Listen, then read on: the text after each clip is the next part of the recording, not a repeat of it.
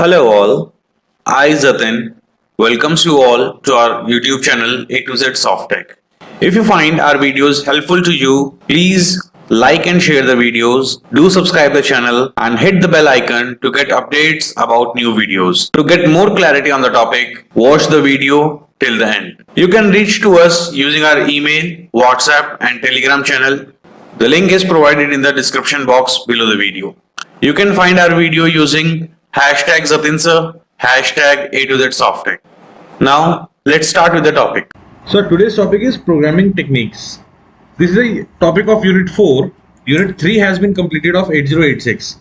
In Unit 4 you have programming, assembly language programming and programming techniques, counters, delays. Means except programs there are only 3 or 4 topics. This programming techniques consist of assembly language programming. Okay, so assembly language programming में programme करने का क्या technique है उसको हम discuss करेंगे. कोई भी प्रोग्रामिंग टेक्निक हो किसी भी लैंग्वेज में हो, there are 3 different terms: looping, counting and indexing. These 3 terms are the most important parameters of any programming. Looping, any loop.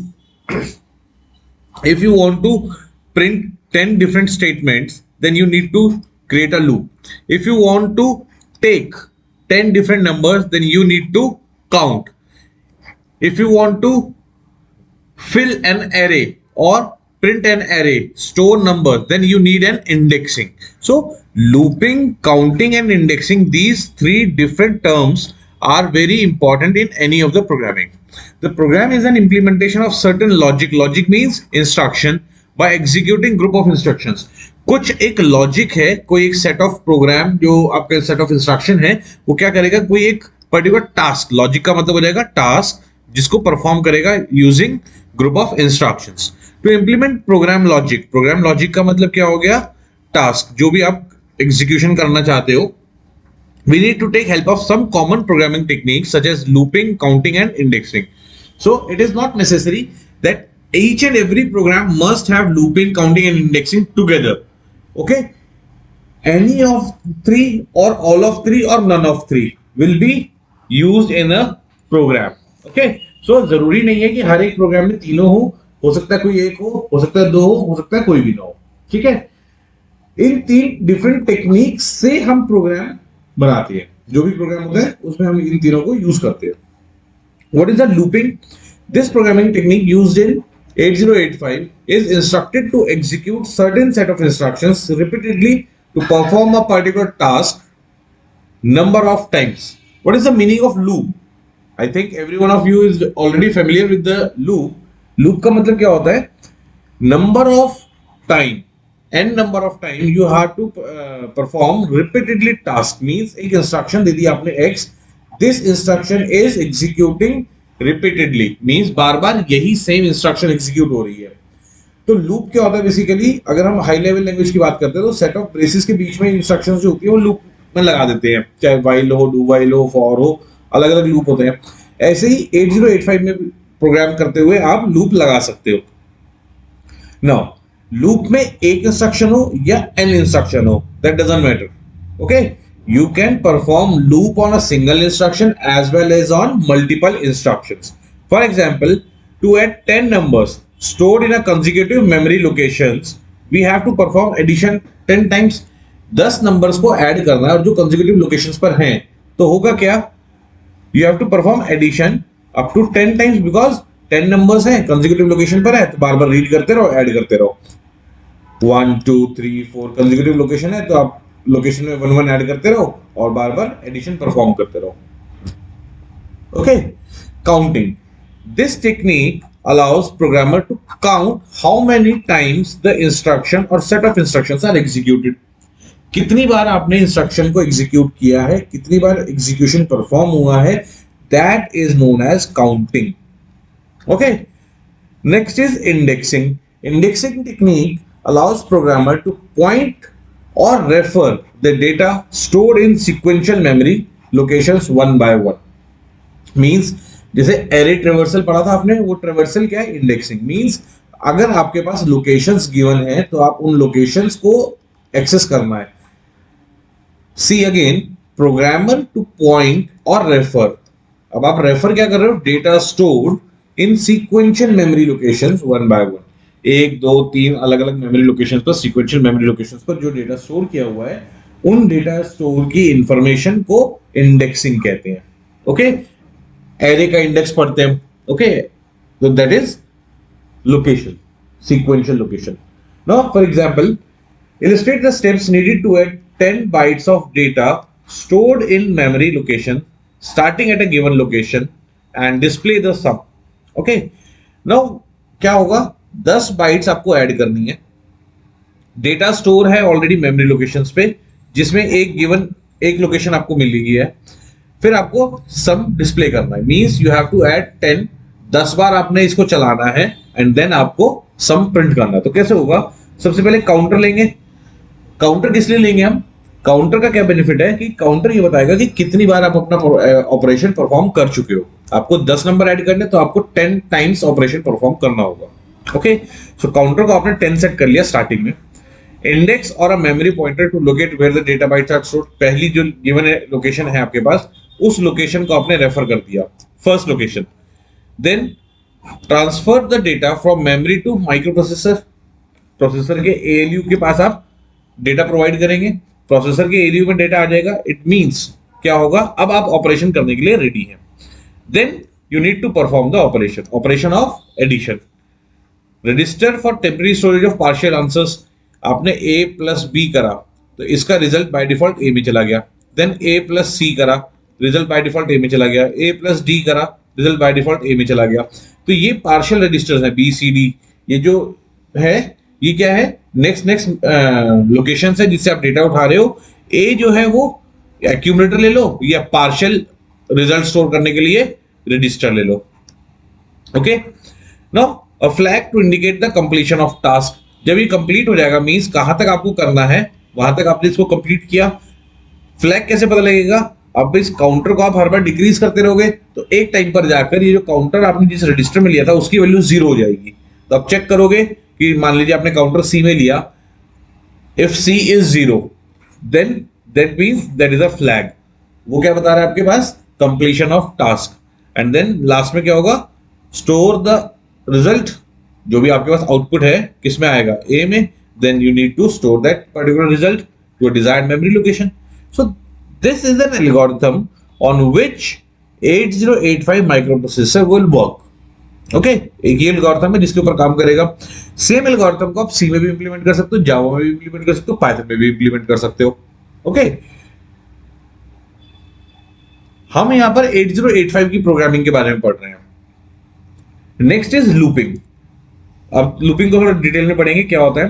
Programming techniques using 8085 loop is the basic structure which forces the processor to repeat a sequence of instructions.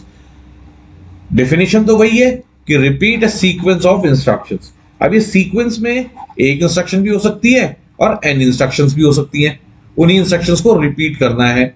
Okay, now there are two types of loops. दो तरह के loop होते हैं, कौन से, continuous loop and conditional loop. Continuous loop का मतलब क्या होता है, जो बार बार काम करता रहेगा। कंडीशनल लूप क्या होता है, जब तक कोई कंडीशन ट्रू या false, it is depending on the loop कि कंडीशन जब तक ट्रू है तब तक चलेगा या कंडीशन जब तक फॉल्स है तब तक चलेगा। मींस जब तक कंडीशन की वैलिडिटी है। ओके, अब ट्रू और फॉल्स को हम एक कॉमन वर्ड से रिप्रेजेंट करते हैं, वैलिड। जब तक कंडीशन वैलिड है तब तक वो लूप चलेगा।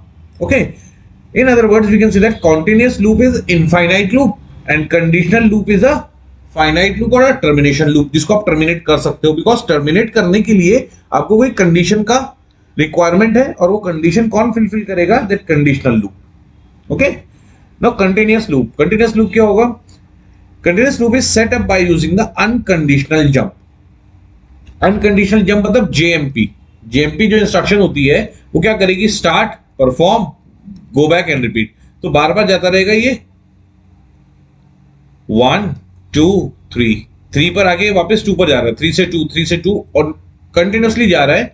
कहीं पर भी ये स्टेटमेंट टर्मिनेट नहीं होगी। It will execute infinite number of times because there is no termination constraint.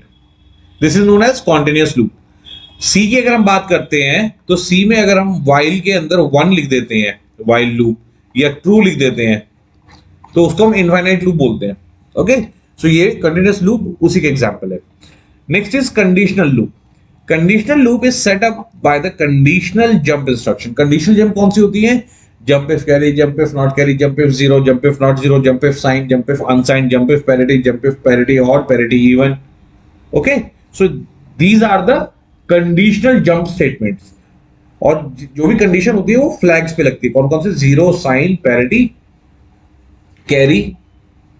Okay, and these instruction repeats the specified task if condition is met। अगर कंडीशन वैलिड है तो वो एग्जीक्यूट होगा, मींस लूप चलेगा, otherwise वो loop नहीं चलेगा। Okay, now loop में 4 सेक्शंस होते हैं। कौन कौन से? इनिशियलाइजेशन, प्रोसेसिंग, ये बहुत इंपॉर्टेंट है, इसको ध्यान से समझिए। कोई भी लूप होता है उसमें 4 सेक्शंस होते हैं, initialization, processing, loop control and result. Okay, तो स्टार्ट करते ही सबसे पहले तो आप इनिशियलाइज करोगे। 2 अलग अलग एग्जाम्पल हैं ये। तो पहले हम एग्जाम्पल 1 देखते हैं। ओके, इनिशियलाइज किया, देन प्रोसेस किया, देन लूप कंट्रोल। उसके बाद यहां पर आप चेक कर रहे हो कंडीशन, ये कंडीशन है। ओके, अगर कंडीशन मेट है तो क्या होगा? कंडीशन मेट है तो ये वापस चला जाएगा, नहीं मेट है तो ये आगे जाएगा। नाउ इट डिपेंड्स कि कब आप इसको प्रोसीड कर रहे हो और कब आप इसको बैक ट्रैक कर रहे हो। कंडीशन अगर आपने किस तरीके से लगाई है उस पर डिपेंड करता है। Is looping over? यस, तो आगे चला गया। अगर लूपिंग ओवर नहीं है तो डायरेक्टली कहां चला गया? प्रोसेसिंग सेक्शन पे। ओके, नाउ ये जो प्रोसेसिंग सेक्शन है ये 2 तरीके से लगता है। आपने 2 लूप्स पढ़े हैं सी लैंग्वेज में, वाइल एंड डू वाइल। ये जो फ्लो चार्ट 1 है ये एग्जांपल है डू वाइल का, और ये वाला एग्जांपल है वाइल का। एक बार तो इंस्ट्रक्शन एग्जीक्यूट होगी, प्रोसेस होगा, उसके बाद कंट्रोल चेक होगा कि आपको आगे चलाना है दूसरी बार या नहीं चलाना। इसमें सबसे पहले वो लूप कंट्रोल करेगा, पहले चेक करेगा कंडीशन। अगर कंडीशन सही है तो प्रोसेस करेगा while, then again. Okay, so while और डू वाइल के एग्जांपल है यहां पे 2। This is an example of do while, where this is an example of while। Processing section अगर आपने लूप से पहले लगाया है, इट मींस एक बार तो प्रोसेसिंग होगी। अगर प्रोसेसिंग सेक्शन आपने कंडीशन के बाद लगाया, इट मींस कंडीशन मेट होगी तब आपकी प्रोसेसिंग होगी। मींस यानी कि ये जो इंस्ट्रक्शन है ये किस तरीके से आपको लगानी है, that depends on your loop structure. और in other words we can say that program की नीड के हिसाब से आप अपने लूप स्ट्रक्चर को चेंज कर सकते हो। ओके, ये 4 सेक्शन तो लूप में होंगे, बट इनकी जो सीक्वेंस है वो आपके ऊपर जो है डिपेंड करती है, प्रोग्राम के नेचर के ऊपर डिपेंड करती है कि आप उसको किस तरीके से एग्जीक्यूट कराना चाहते हो। Okay, next is conditional loop में ही आगे पढ़ते हैं हम। Initialization section establish the starting value of loop counters. Initialization में क्या होता है? हम काउंटर को सेट करते हैं कि कितनी बार आपने काउंटर एग्जीक्यूट करना है, how many times the loop is executed. Address register, index, pointer, memory location, जो भी कुछ है वो सारा का सारा इनिशियलाइजेशन फेज में रहेगा। Then actual data manipulation occurs in processing section. Okay, processing section में क्या होगा? Data manipulation means operation, task. Then loop control section updates the counter, indices, pointers और लोकेशंस। मींस लूप कंट्रोल में क्या होगा? अब आपको ऐड करके i++ है, i-, है। ओके, जिस तरीके से आप करते थे हाई लेवल लैंग्वेज प्रोग्रामिंग में, उसी तरीके से। तो लूप कंट्रोल सेक्शन कौन सा होगा? जिसके अंदर आप काउंटर, पॉइंटर, लोकेशंस, इन सबको मॉनिटर कर रहे हो, अपडेट कर रहे हो। Then the last is result section. Result section में रिजल्ट स्टोर किया जाता है। क्या स्टोर करेंगे हम? रिजल्ट यानी कि output. Now next is code conversion. Code conversion का मतलब क्या है? From one format to another format. Conversion from one format to another format. Okay, in this 8085 to translate number represented using one coding system to another। एक coding system से दूसरे coding system में अगर आपको नंबर कन्वर्ट करना है तो कैसे होगा? For example, when we accept any number from keyboard, keyboard से जब भी आप नॉर्मल कोई नंबर एक्सेप्ट कर रहे हो तो वो ASCII कोड से एक्सेप्ट होता है। लाइक आपने ए लिखा, तो वो इन दोनों में डिफरेंस क्या करेगा, इनके ASCII कोड का डिफरेंस करेगा. Okay, difference of their ASCII codes. But for processing we have to convert this number into hexadecimal equivalent. अब ये जो नंबर है आपका ए, फॉर एग्जांपल एक ए अल्फाबेट है जिसके 97 या 65 ऐसा कुछ ASCII कोड रहता है. Okay, so let this is the ASCII code and this ASCII code is then converted into hexadecimal number and then it will be processed. Okay, अब एक नंबर को अगर आप दूसरे नंबर सिस्टम में कन्वर्ट करना चाहते हो तो हैं there are so many conversions like BCD to binary, binary to BCD, BCD to 7 segment, binary to ASCII, ASCII to binary. Okay, these are the different code conversions which can happen in 8085. So एक एक करके हम सारे discuss करेंगे. First of all, BCD to binary conversion. BCD to binary conversion. We are more familiar with the decimal number system. जो हमने school में अब तक काउंटिंग पढ़ी है, that is 0 to 9, then 10 to 19, then 20 to 29. जो काउंटिंग हम डेली लाइफ में भी यूज करते हैं, स्कूल में भी पढ़ी है अभी तक हमने, that is a decimal number system. तो हम सबसे ज्यादा फेमिलियर किसके साथ है, डेसिमल नंबर सिस्टम के साथ. But micro processor decimal number system के साथ फेमिलियर नहीं है. प्रोसेसर को बाइनरी या हेक्साडेसिमल नंबर सिस्टम समझ में आता है, क्योंकि प्रोसेसर की जो फंक्शनिंग है वो हमने बाइनरी और हेक्साडेसिमल में की हुई है. जो प्रोसेसर की मैन्युफैक्चरिंग है, प्रोग्रामिंग है, कोडिंग है, वो इन दो फॉर्मेट में. तो प्रोसेसर को डेसिमल समझ नहीं आता, प्रोसेसर को बाइनरी और हेक्साडेसिमल समझ में आता है. सो डेसिमल को या बीसीडी को हमें इस फॉर्मेट में कन्वर्ट करना पड़ेगा. To convert BCD number into binary equivalent we have to use the principle of position weighting in a given number. Principle of position weighting. Okay, अब ये क्या है, ये वो मेथड है जिससे आपका नंबर कन्वर्ट होगा. To perform the above operation means, अब हमें अगर ये BCD to binary conversion करना है तो ये कैसे होगा. It is necessary to separate the 8-bit packed BCD number into two 4-bit unpacked BCD digits. 8 bit का नंबर है, लाइक आपके पास 1 2 3 4 5 6 7 8. ठीक है, तो इस 8 बिट के नंबर को आपने दो अलग अलग पोर्शंस में डिवाइड कर लिया, BCD1 and BCD2. Then convert each digit into its binary value according its position. So अब हर एक नंबर को उसके बाइनरी इक्विवेलेंट में चेंज करेंगे. So this is the mechanism of BCD to binary code conversion. Finally, add both the binary numbers to obtain the binary equivalent of the BCD number. मतलब एक तो बाइनरी ये बन गया, एक बाइनरी ये बन गया. अब इन दोनों बाइनरी नंबर्स को आपने ऐड किया, then you will get the final binary number.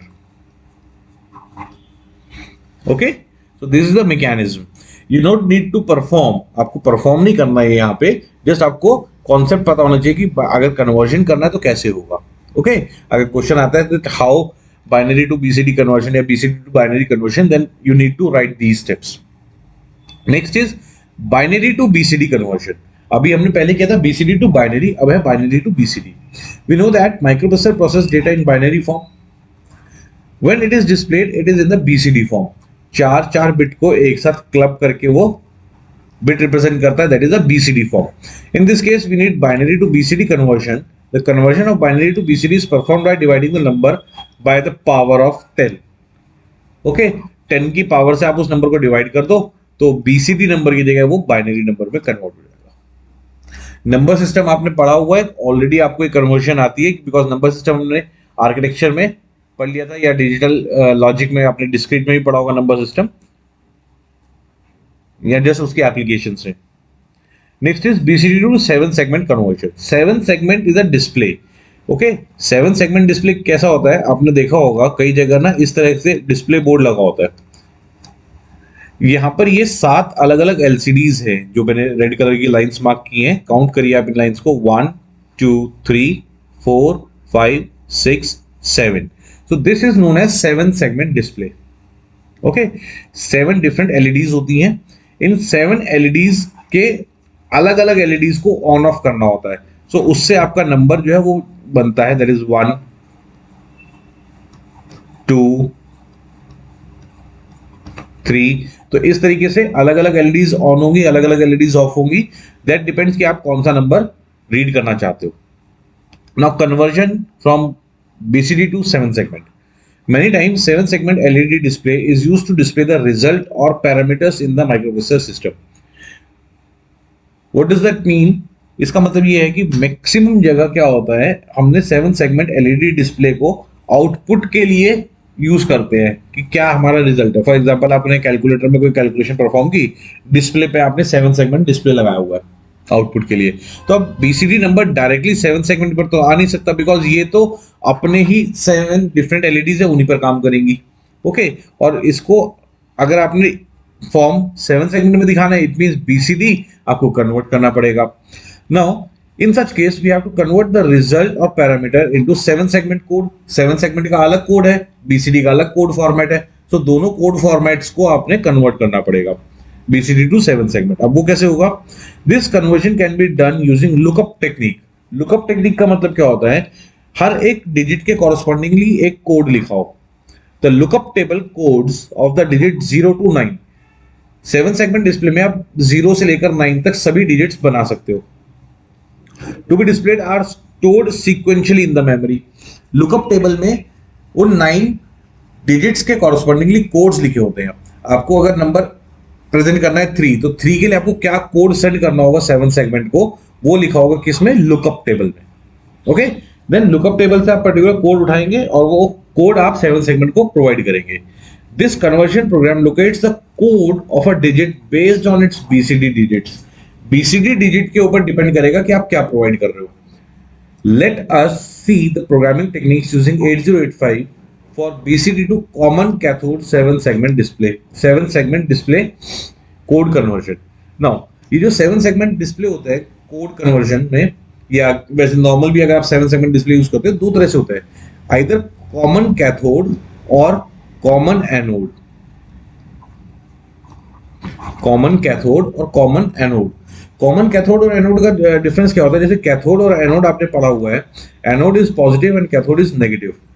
अगर सबके नेगेटिव एक साथ जुड़े हुए हैं, हर एक एलईडी है, एलईडी के लिए आपके पास ये सिंबल होता है, ये पॉजिटिव है नेगेटिव है, मींस सभी एलईडीज का नेगेटिव एक साथ जुड़ा हुआ है, then it is a common cathode. अगर सभी एलईडीज का पॉजिटिव एक साथ जुड़ा हुआ है, then it is known as common anode.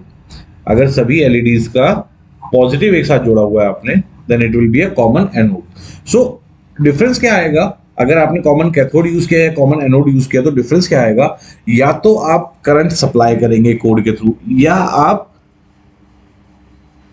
Ground connect करेंगे। मींस आपको कनेक्ट क्या करना है? पॉजिटिव 5 वोल्ट कनेक्ट करना है या ग्राउंड कनेक्ट करना है, that depends on the structure of the 7 segment display. Okay, ऐसा नहीं है कि आपने कॉमन एनोड यूज करा है, कॉमन कैथोड यूज करा और आपका प्रोग्राम एक ही बनाया और वो दोनों में वही चलेगा, नहीं। अगर कैथोड यूज कर रहे हो तो then your program needs to be in favour of common cathode. अगर आप कॉमन एनोड यूज कर रहे हो, then your program must be in the favour of common anode. Okay, तो 7 सेगमेंट डिस्प्ले के कॉरस्पॉन्डिंगली कोड भी चेंज होगा। Now next is binary to ASCII code conversion. अब बाइनरी से ASCII कोड कन्वर्जन कैसे होता है? ASCII कोड आपको पता है, जो यूज करते हैं हम कीबोर्ड से, कोई भी इनपुट आती है तो बाय डिफॉल्ट ASCII फॉर्मेट पे लेता है। यूनिटेक्स्ट भी है, यूनिकोड भी है, बहुत सारे फॉर्मेट्स हैं। सबसे ज्यादा यूज होने वाला ASCII कोड फॉर्मेट है। बाइनरी से ASCII को कन्वर्ट करने के लिए क्या करते हैं हम? ASCII code is a commonly used for communication. In such cases, we need to convert binary number to its ASCII equivalent. कोई भी बाइनरी नंबर है तो लाइक आपका 10110, ये एक बाइनरी नंबर है। अब इस बाइनरी नंबर का ASCII वैल्यू क्या है, वो कैसे निकलेगा? It is a 7-bit code. 7-bit code होना चाहिए। आपने 5 बिट लिखे, चलो इसको हमने 7 बना दिया। This is a 7-bit code.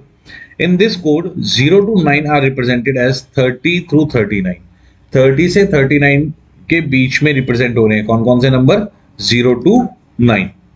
And letters A to Z are represented as 41H to 5AH। Okay, अगर कोई लेटर है, लाइक आपने लिखा P, तो P जो लेटर है वो इस रेंज के बीच में 41H से 5AH के बीच में एक सीक्वेंस है जो उस सीक्वेंस के बीच में ही लाई करेगा। सो बेसिकली क्या है, अगर आपको ASCII कोड निकालना है, बाइनरी नंबर है आपके पास, बाइनरी नंबर का आपने इक्विवेलेंट देखा इस टेबल में, ASCII टेबल में, और आपने निकाल लिया। जैसे ट्रिग्नोमेट्री टेबल देखते हैं ना, आपके पास टेबल बनी हुई है, उस टेबल में आपने वैल्यू फेच करी, बिल्कुल सेम ऐसा ही है यहाँ पर भी। प्रोसेसर को आप इनपुट दे रहे हो, प्रोसेसर को ये सारे टेबल्स, ये नंबर्स ऑलरेडी पहले से प्रोवाइडेड हैं, तो जैसे ही आप इनपुट दोगे प्रोसेसर ऑटोमेटिकली कैलकुलेट करके वो वैल्यू उठा लेगा। Okay, you need not to change that, आपको ये सब करने की जरूरत नहीं है, आपको सिर्फ इंस्ट्रक्शन डालनी है, इंस्ट्रक्शन से वो ऑटोमेटिकली कन्वर्शन करके आपको डेटा प्रोवाइड करेगा। Therefore, by adding 30h, we can convert number into its ASCII means अब आपके पास ये एक नंबर है, इस नंबर में आपने क्या करना है, 30h ऐड करना है। h means hexadecimal, so 30 in the form of hexadecimal आपने ऐड करना है, उसके बाद आपको मिल जाएगा number. And adding 37h we can convert the letters. अगर नंबर कन्वर्जन है तो 30h ऐड कर दो, और अगर लेटर है that is A to Z जो भी है, तो उसके लिए आप 37h ऐड कर दो। ओके, सो मींस जो भी नंबर आपका इक्विवेलेंट आपको फाइंड आउट करना है, वो टेबल के काउंट के हिसाब से आप निकाल सकते हो। फॉर एग्जांपल अगर हम ASCII टेबल की बात करते हैं, आपको पहला लेटर पता है, for example 65 is a small a और capital A whatsoever B R. Okay, आपको p की वैल्यू निकालनी है, आपको पता है a और p के बीच में कितने लेटर हैं, उतने ही आपने इसके अंदर ऐड कर दिए, डायरेक्टली आपको p का ASCII कोड मिल जाता है। इस तरह के प्रोग्राम्स आपने किए होंगे। ओके, जब आपने बिल्कुल सेम लॉजिक है यहाँ पर भी, आपको स्टार्टिंग पता लग गया 30h है और 37h है, लेटर के केस में 37, नंबर के केस में 30, तो उतना ऐड करके आप डायरेक्टली नंबर उठा सकते हो। और next is ASCII to binary. अब ASCII टू बाइनरी उसमें ऐड कितना किया था हमने, 30h एंड 37h। अब क्या करेंगे, हमें ASCII से बाइनरी निकालना है, then we have to subtract. In case of number subtract 30, in case of letter subtract 37। Now ASCII code is less than 3a, then 30h is subtracted to get the binary equivalent. If it is between this, then 37h is subtracted. अगर 3a से छोटा है तब तो कौन क्या subtract करेंगे हम, 30h, और अगर वो 41 से 5a के बीच में है तो 37 सब्ट्रैक्ट कर दो, तब उससे लेटर मिल जाएगा उसको A to F। Okay, similarly है, जितना आपने ऐड किया था उतना ही आप सब्ट्रैक्ट कर दो, आपको वही पर्टिकुलर नंबर उसी फॉर्मेट में मिल जाएगा। So this was about the reference from where I prepared these slides. This is all for today, thank you. Thank you very much for your patience listening. Please feel free to ask for queries. You can find our contact information in the description box just below the video. Thank you once again.